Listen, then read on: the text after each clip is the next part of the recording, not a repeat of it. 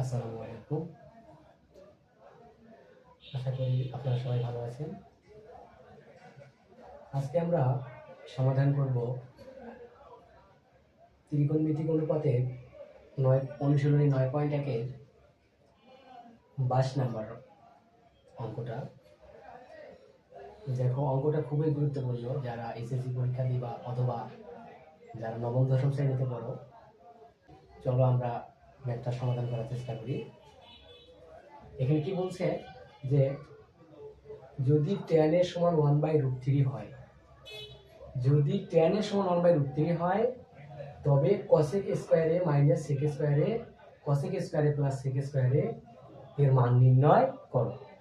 এটা নির্ণয় করো এটা। তাহলে আমাদের দেওয়া আছে কি tan এর সমান 1/√3। আমরা এই তথ্যটা থেকে এই দেওয়া আছে এটা থেকে আমরা এই মানটা বের করব। দেখো তাহলে কি দেওয়া আছে, দেওয়া আছে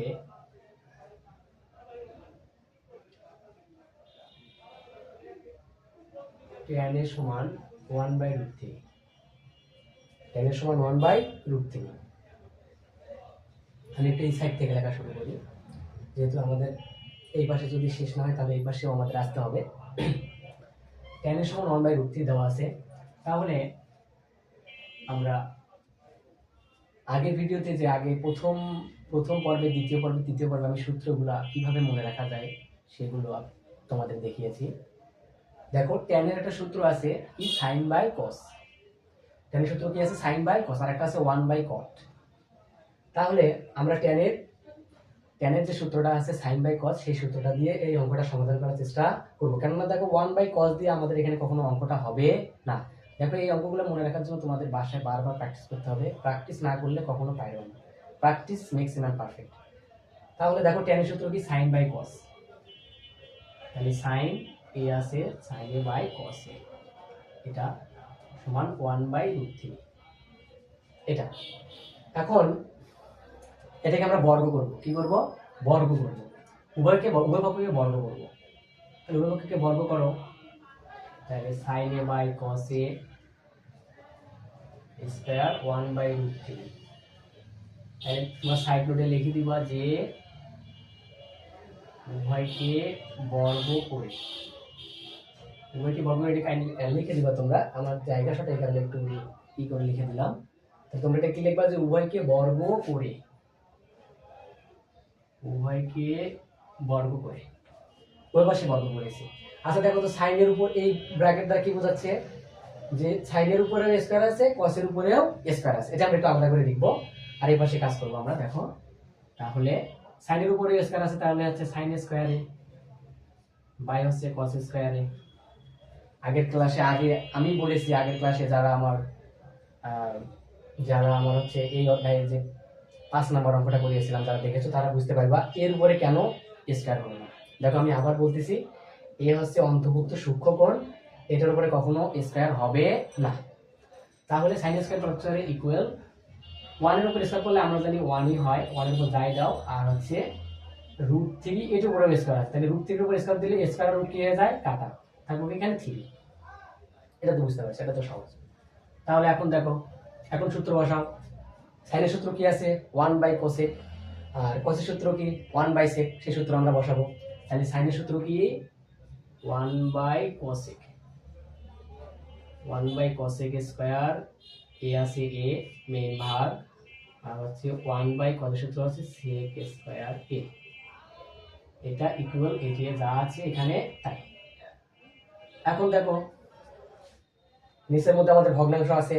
তাহলে আমি আগের ক্লাসে দেখাইছিলাম, তাহলে এই ভাগটা কি করে দিতে হবে, গুণন। আর ভাগটা যখন আমরা গুণন করে দেবো তখন নিচের যে আমাদের হরটা আছে হরটা চলে যাবে লবে, আর লবটা চলে আসবে হরে।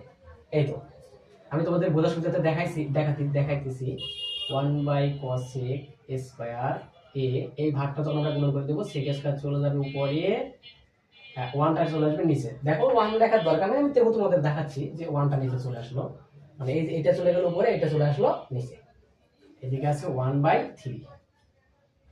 তাহলে এখানে আমাদের কি থাকলো 1 কাটা গেল, তাহলে থাকলো কি উপরে sec স্কয়ার a, নিচে থাকলো হচ্ছে cosec স্কয়ার a। এটা সমান 1/3। দেখো sec স্কয়ার এ ভাগ cosec স্কয়ার সমান 1/3, কিন্তু আমাদের এখানে মান নির্ণয় করতে বলছে কি cosec স্কয়ারে মাইনাস sec স্কয়ারে বাই cosec স্কয়ারে প্লাস sec স্কয়ারে। তার মানে cosec স্কয়ারে প্রথমেই থাকবে, তাহলে আমাদের cosec স্কয়ারটা আছে কোথায়, নিচে। তাহলে এটাকে আমরা ব্যস্তকরণ করব বা বিপরীতকরণ করব। দেখো ব্যস্তকরণ মানে হচ্ছে হরগুলা চলে যাবে লবে, লবগুলা চলে আসবে হরে, এটাকে বলে ব্যস্তকরণ। তাহলে আমরা এটা করতেছি এখন। দেখো তাহলে cosec স্কয়ার এ টা উপরে আর নিচে হচ্ছে sec স্কয়ার এ সমান, এর পাশে ব্যস্তকরণ করতে হবে। তাহলে 3 যাবে হচ্ছে উপরে, নিচে হচ্ছে 1। এই পর্যন্ত বুঝতেছো কিনা? তাহলে সাইড নোটে কি লিখবা যে ব্যস্তকরণ করে। এখন কি করব বলো? তাহলে ব্যস্তকরণ করলাম, সবগুলো উপরে দিলাম, হরগুলো লবগুলো নিচে দিলাম। এখন আমরা দেখো মান, দেখো আমাদের অঙ্ক কিন্তু প্রায় শেষে, আমরা শেষ পর্যায়ে বলছে cosec স্কয়ারে মাইনাস sec স্কয়ারে cosec স্কয়ারে প্লাস sec স্কয়ারে মান নির্ণয় করো। তাহলে আমাদের উপরে দেখো মাইনাস, উপরে কি মাইনাস আর নিচে আসছে প্লাস। তাহলে এটাকে আমরা এখন বিয়োজন যোজন করলেই আমাদের অ্যানসার শেষ। দেখো উপরে যদি এটা প্লাস থাকতো, নিচে যদি মাইনাস থাকতো, তাহলে যোজন বিয়োজন করতাম। যেহেতু উপরে মাইনাস sec স্কয়ার আছে, এই কারণে আমরা কি করব, বিয়োজন যোজন করব। দেখো বিয়োজন যোজনের নিয়মটা কি, এই লবটা আমাদের লবেও লিখবো, হরেও লিখবো। আর হচ্ছে হর যেটা থাকবে সেটা হচ্ছে লবে হবে বিয়োগ আর হরে হবে যোগ। একেই বলে হচ্ছে কি বিয়োজন যোজন। সেটা দুই পাশে আমরা করবো। দেখো তাহলে cosec স্কয়ার লিখবো উপরেও, cosec স্কয়ার লিখবো নিচে, cosec স্কয়ার নিচেও লিখবো। এবার কি করব, এই হরটা উপরে হচ্ছে বিয়োগ আর নিচে হচ্ছে যোগ, ইকুয়াল। এখানেও সেম কাজ, 3 হচ্ছে লবেও, 3 হচ্ছে হরেও, আর হচ্ছে 1 হচ্ছে হরের উপরে হচ্ছে বিয়োগ আর নিচে হচ্ছে যোগ। তাহলে সাইড নোটে লিখবা যে বিয়োজন যোজন করে। এটা একটু লিখে নিবা তোমরা যে বিয়োজন যোজন করে, এটা একটু লিখে নিবা। আমার এটা একটু বোর্ডটা একটু ছোট হওয়ার কারণে একটু ছোট ছোট করে লিখতে হয়, একটু হয়তো মনে গিয়ে বুঝতে সমস্যা হতে পারে। দেখো তাহলে এটার মানে আমাদের বের করতে বলছে, এটার মানে বের করতে বলছে, তোমরা এটা পর্যায়ক্রমে লিখে নিবা। তাহলে আমি এখানে একটু ক্যালকুলেশন করতেছি। তাহলে 3 থেকে তোমরা 1 বাদে থাকা হচ্ছে 2, আর 3 আর 1 হচ্ছে 4। তাহলে দেখো তো কাটাকাটি করা যায়, 2 2 4। তাহলে উপরে কত থাকে আমাদের বলো তো 1, 2 কে 2, 2 2 4। তাহলে কি থাকলো 1/2 এটা। তাহলে আমাদের অতএব এটা লিখবা যে cosec square a minus sec square a ভাগ হচ্ছে cosec square a plus sec square a মানটা কত বলো তো, হাফ। এটাই আমাদের অ্যানসার। এটাই মান নির্ণয় করতে বলছে, এটাই আমাদের অ্যানসার। দেখো তাহলে এটাই আমাদের অ্যানসার। দেখো তাহলে কি বলছিল অঙ্কটার মধ্যে, একটু ভালো করে দেখো, আমি লাস্ট ফিনিশিং দিচ্ছি। tan a সমান 1/√3 হলে এটার মান নির্ণয় করতে বলছে।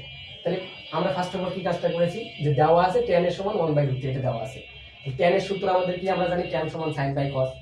sin বাই cos লিখলাম, এটা লিখলাম। এখন উভয়কে বর্গ করেছি, উভয়কে কি করেছি, বর্গ। তাহলে এই যে বর্গ করেছি উভয়কে, মানে আমাদের 3 নাম্বার লাইনে কাজ হচ্ছে উভয়কে বর্গ করেছি।